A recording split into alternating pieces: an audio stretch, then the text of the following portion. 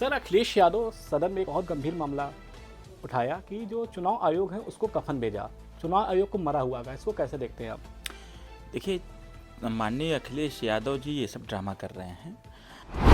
अखिलेश जी को तो कफन उसी दिन उठाना चाहिए था जब अखिलेश यादव जी की सरकार थी, जब इस प्रदेश में आरक्षण पर कुठाराघात हो रहा था, युवाओं के रोजगार पर कुठाराघात हो रहा था, बच्चों की शिक्षा छीनी जा रही थी, महिलाओं के साथ रेप जैसी घटनाएं हो रही थीं, जब उत्तर प्रदेश में युवाओं को बेरोजगार करने की योजना बनाई जा रही थी कि लोकसभा के चुनाव में इतनी सीटें वो जीत जाएंगे। खुद पर विश्वास नहीं था उनको कि इतनी सीटें जीत जाएंगे, लेकिन अंधे के हाथ में बटेर लग गया तो उस समय निर्वाचन आयोग सही था।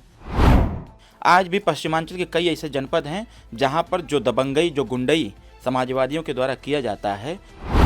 अभी मैं समाजवादी पार्टी कार्यालय के बाहर से आ रहा हूं, मैंने देखा पोस्टर लगा है 27 में अखिलेश आएंगे, अर्ध महाकुंभ कराएंगे। कैसे देखते हैं?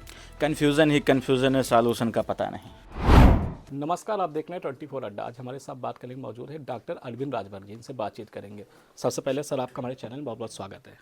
बहुत बहुत धन्यवाद आपका। सर, अखिलेश यादव सदन में एक बहुत गंभीर मामला उठाया कि जो चुनाव आयोग है उसको कफन भेजा। चुनाव आयोग को मरा हुआ है, इसको कैसे देखते हैं आप?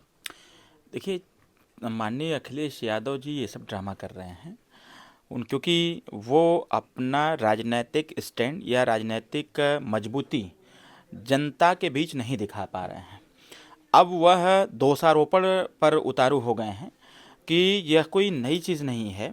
जब जब उत्तर प्रदेश में चुनाव होते हैं या फिर देश के चुनाव होते हैं, तब माननीय अखिलेश यादव जी कुछ उस प्रकार से व्यंग्यात्मक या फिर कुछ उस प्रकार से कार्य करते हैं जो कहीं न कहीं लोकतंत्र को एक संदेहात्मक स्थिति में ला करके खड़ा करने का प्रयास करता है। तो मेरे हिसाब से कि अखिलेश जी को तो कफन उसी दिन उठाना चाहिए था जब अखिलेश यादव जी की सरकार थी, जब इस प्रदेश में आरक्षण पर कुठाराघात हो रहा था, युवाओं के रोजगार पर कुठाराघात हो रहा था, बच्चों की शिक्षा छीनी जा रही थी, महिलाओं के साथ रेप जैसी घटनाएं हो रही थीं, जब उत्तर प्रदेश में युवाओं को बेरोजगार करने की योजना बनाई जा रही थी, तो कहीं न कहीं उस समय उनको कफन उठाना चाहिए था और निर्वाचन आयोग को कहना चाहिए था कि भाई, जिस आयोग के माध्यम से हमारी सरकार स्थापित हुई है, हम सरकार नहीं चला पा रहे हैं, इसलिए सरकार पर कफन डालने की आवश्यकता है।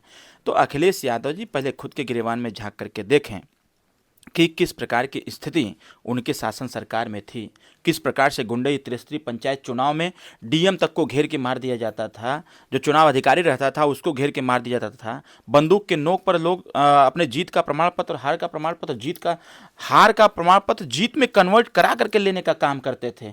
जो जनता के द्वारा चुने गए क्षेत्र पंचायत सदस्य होते थे, जिला पंचायत होते थे, ऐसे लोगों की क्या दुर्दशा होती थी, अखिलेश जी भूल गए हैं क्या? तो अखिलेश जी को चुनाव आयोग पर टिप्पणी करने से पहले वह खुद के गिरेबान में झांक करके देखें कि जब हम शासन सत्ता में थे तो हमने क्या किया था। देश की स्वतंत्र एजेंसी है इलेक्शन कमीशन ऑफ इंडिया, उसके ऊपर संदेह खड़ा करना मतलब कि लोकतंत्र का गला घोटना है। अखिलेश यादव ने सोशल मीडिया अकाउंट पे लगातार लिख रहे हैं कि जो वहाँ अधिकारी मौजूद हैं वो धांधली करवा रहे हैं, मिल्कीपुर में बूथ कैप्चरिंग की गई। कैसे देखते हैं इन सब चीज़ों को? देखिए, मिल्कीपुर की बात जो आपने कहा, अभी मैं पहले ही कहा कि जितने उपचुनाव होते हैं, उपचुनाव के दरमियान अखिलेश यादव जी यही बात करते हैं। तो यह चीज़ वह अपना क्षेत्र है जहाँ से अभी विगत उपचुनाव हुए हैं, उस सीट पर क्यों नहीं कह देते हैं? देखिए, ये सिर्फ अगर चुनाव का परिणाम उनके लिए नेगेटिव आता है, जब उनको लग जाता है कि चुनाव का परिणाम नेगेटिव आ रहा है, तो अपने मतदाताओं में और समाज में और जनता में वो अपने आप को प्रेजेंस करने का प्रयास करते हैं और जनता के मन में एक भ्रम पैदा करने का काम करते हैं कि चुनाव आयोग अगर ठीक रहता तो मैं चुनाव जीत जाता। अपनी हार का ठिकरा वो चुनाव आयोग पर निरंतर फोड़ने का प्रयास करते हैं। उनको तो लोकसभा में विश्वास नहीं था कि लोकसभा के चुनाव में इतनी सीटें वो जीत जाएंगे। खुद पर विश्वास नहीं था उनको कि इतनी सीटें जीत जाएंगे, लेकिन अंधे के हाथ में बटेर लग गया तो उस समय निर्वाचन आयोग सही था, फिर ईवीएम सही हो गया, वोटिंग मशीन सही हो गई। वही जब हारते हुए नजर आते हैं तो फिर ईवीएम सही है, इलेक्शन कमीशन ऑफ इंडिया सही है, शासन और सरकार गलत है। तो मतलब ये सारी चीज़ें जो उटपटांग चीज़ें वो करते हैं, इससे जनता अब शिक्षित हो रही है।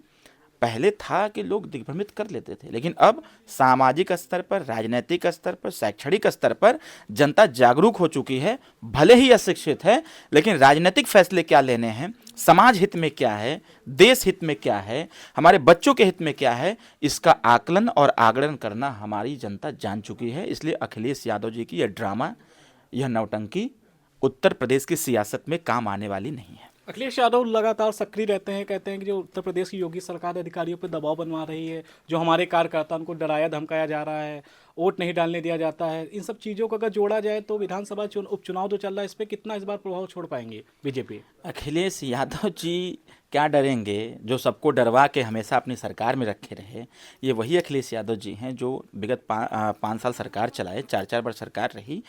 जिस प्रकार का भय का माहौल था, बच्चियां सड़कों पर नहीं जा पाती थी। आज भी सरकार बीजेपी की है, आज भी पश्चिमांचल के कई ऐसे जनपद हैं जहां पर जो दबंगई, जो गुंडई समाजवादियों के द्वारा किया जाता है, वह कहीं ना कहीं इस चीज़ को इंगित करता है कि जब इनकी सरकार रही होगी तो क्या दृश्य रहा होगा। अभी अयोध्या में एक प्रकरण हुआ, वहाँ के सांसद पें पें चिल्ला रहे थे, बार बार रो रहे थे कि पें पें चिल्ला रहे थे कि हे राम, हे सीता, तुम कहाँ हो, भगवान राम कहाँ हो। जब उनसे यह पूछा गया था कि आप अयोध्या में जीते हुए हैं, क्या आप भगवान राम की स्वीकार्यता प्रदान करते हैं, तो उन्होंने कहा था भगवान राम कौन होता है, यहाँ का राजा मैं हूँ। उन्होंने उस समय, जिसके प्रति पूरे देश नहीं पूरी दुनिया की आस्था है, पूरी दुनिया के लोग आकर के भगवान राम जी का दर्शन कर रहे हैं, मंदिर में आकर के पूजा पाठ दर्शन कर रहे हैं, आप उसी पर टिप्पणी कर रहे हो। और जब एक बच्ची के साथ, दलित बच्ची के साथ दुर्व्यवहार होता है, उसके साथ छेड़छाड़ होती है, उसकी हत्या होती है, तो माइक लगा करके पें पें चिल्लाने काम कर रहे हो। तो उसमें नहीं समझ में आता है, चिल्ला रहे हो हे राम कहाँ हो, धरती पर अवतरण लो, ये करो वो करो। अरे वहाँ के राजा तुम हो ना, तो तुम्हारी सरकार, तुम्हारे शासन में कैसे हो गया जी? सांसद आप हो तो आप सांसद हो तो आप देखो ना। कहे कि इस पे उच्च स्तरीय जांच बैठाई जाए, हमारी सरकार ने यथाशीघ्र जांच बैठाया, और जांच बैठाने के बाद जब जांच रिपोर्ट आई, जांच में पता चला कि समाजवादी के 3 लोग उसमें इन्वॉल्व हैं, तो दिल्ली के पार्लियामेंट के बाहर अंग्रेजी में भाषण देना चालू कर दिया, तब तो नहीं रोए। ये सब नौटंकीबाज हैं, फालतू हैं, ड्रामेबाज हैं, इन लोगों के जिम्मे कोई काम नहीं है। अरे बात करते यार सदन में खड़ा होकर के, भारतीय संविधान की बात करते, संविधान को कपार पे लेके ढो रहे हो, संविधान को जेब में लेके ढो रहे हो, संविधान को सीने से दबा के लेके चल रहे हो, संविधान को लेके सदन में जा रहे हो, लेकिन मुंह में जुबान नहीं है कि यह नहीं कह सकते कि संविधान को, जिस संविधान से हम यहाँ आए हुए हैं, जिस संविधान से पूरा देश चल रहा है, क्या इस संविधान को बच्चों को पढ़ने का अधिकार नहीं है? अगर आप फिजिक्स, केमिस्ट्री, बायो, हिंदी, अंग्रेजी पढ़ा सकते हैं स्कूलों में, तो क्या भारतीय संविधान नहीं पढ़ा सकते? मैं चाहता हूं कि आने वाले समयों में, अरे सदन के अंदर तो हम जैसे लोगों को रहना चाहिए, लेकिन क्या बताएं, जनता है, जनता स्वाभाविक तौर पर जनता चालाक है, वह इतना नेता लोग भ्रमित कर देते हैं कि सही व्यक्ति पर फैसला नहीं ले पाती है जनता। लेकिन फिर भी कोई बात नहीं है, हम लोगों ने प्रण किया है कि जब तक उत्तर प्रदेश के प्राथमिक विद्यालयों से हम भारतीय संविधान को पूर्ण रूप से पढ़ना अनिवार्य नहीं कर देते, तब तक चैन से नहीं बैठेंगे। और अखिलेश यादव जी को भी नसीहत देंगे कि विपक्ष में हैं, आप आवाज़ उठाइए कि हर स्कूल में, हर प्राइवेट और गवर्नमेंट स्कूल में भारतीय संविधान को पढ़ना और पढ़ाना अनिवार्य कर दिया जाए। महाकुंभ को लेकर अखिलेश यादव बहुत सारे सवाल उठा रहे हैं, कह रहे हैं उत्तर प्रदेश सरकार नाकारा है और हमारे समय में बहुत बढ़िया आयोजन किया गया, बजट पे सवाल उठा रहे हैं। इन सवालों को कैसे देखते हैं? अखिलेश यादव कब क्या बोल देते हैं खुद उनको भी नहीं पता रहता है। अभी कुछ दिन पहले उन्होंने कहा था कि महाकुंभ में जो लोग डुबकी लगा रहे हैं वो सबके सब पापी हैं, वो अपना पाप धोने आ रहे हैं। तो मानिए अखिलेश यादव जी 15 दिन पहले वहाँ तू का आंकड़ा गल रहा है, वहाँ जाके कहला कि 11 डुबकी हम लगाई नहीं, तो 11 डुबकी लगा करके कौन कौन से पाप धुले थे? अगर आप ठीक थे, दूध के धुले थे, तो फिर वहाँ गए क्यों? और जाने के बाद जब पत्रकारों ने पूछा कि आयोजन कैसा लगा, तो क्या बड़ा भव्य आयोजन है, 144 साल बाद ये आयोजन हुआ है, और 144 साल बाद का जो आयोजन है, करोड़ों लोगों ने यहाँ दर्शन किया, पूजन किया, करोड़ों लोगों ने के आस्था का यहाँ केंद्र बना, और करोड़ों लोगों ने यहाँ डुबकी लगा करके कम से कम अपनी सनातन धर्म के प्रति अपनी सच्ची श्रद्धा ज्ञापित करने का काम किया। और उसका अखिलेश यादव जी बोलते हैं कि वहाँ सब उल्टा सीधा हो रहा है। क्या बात कर रहे हैं अखिलेश यादव जी, कब क्या बोल देते हैं। अभी बताइए, कुछ दिन पहले एक और बयान दिए थे कि गंगा नदी में डुबकी लगाने से पाप नहीं धुले जाते। मैंने उनका ट्वीट देखा, मैं देखकर उनके नीचे लिखा कि वाह शाबाश शेर, कम से कम ज्ञान देने वाले लोग, गंगा नदी पर ज्ञान देने वाले लोग खुद ही जाकर गंगा नदी में डुबकी लगा करके अपने पाप को धुलने का काम कर रहे हैं। इससे अच्छी बात क्या हो सकती है? यही है एनडीए सरकार का डर, यही है एनडीए सरकार को स्थापित करने वाले जो हमारे मतदाता हैं उनका अटूट विश्वास। अभी मैं समाजवादी पार्टी कार्यालय के बाहर से आ रहा हूं, मैंने देखा पोस्टर लगा है 27 में अखिलेश आएंगे, अर्ध महाकुंभ कराएंगे। कैसे देखते हैं? कन्फ्यूज़न ही कन्फ्यूज़न है, सॉल्यूशन का पता नहीं।